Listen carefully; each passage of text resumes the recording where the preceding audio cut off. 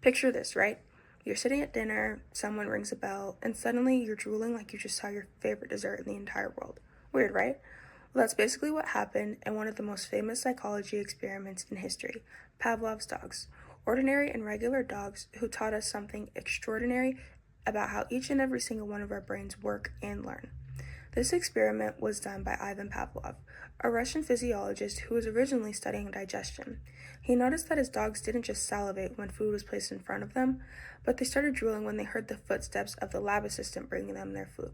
So, from this observation, Pavlov thought it was a good idea to test this out.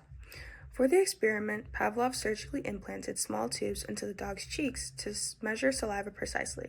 That way, he could track exactly how much drool was being produced. The experiment.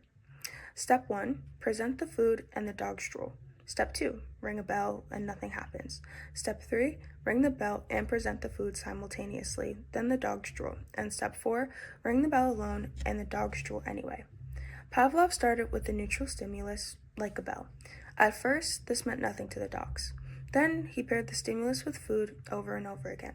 Every time he rang the bell, food appeared. After continuing this, the dogs began to salivate just at the sound or sight of the bell, even when no food was being given. This was the birth of the conditioned response. The bell went from a meaningless noise to a signal for their dinner. Why does this matter? It matters because it explains how we form habits, fears, and even cravings. Ever hear a notification ding and instantly ring for your phone? That's your body's classical conditioning. In his experiment, Pavlov wasn't just teaching the dogs to drool. He was teaching the world how learning works. The simple idea that behavior can be shaped by associations became the backbone of modern psychology. And that simple idea has influenced everything from education to advertising to even therapy. For example, in school, teachers use conditioning all the time. Think of gold stars, praise, or even the sound of a school bell. Students learn to associate effort with rewards or routines with certain behaviors. In advertising, this is shown through commercials when they pair products with catchy music, smiling faces, or glamorous lifestyles. The product itself might be ordinary, but the positive associations make you want it more. And it doesn't stop there. Conditioning explains why athletes get pumped when they hear their team's anthem, or even why kids feel excited when they hear an ice cream truck.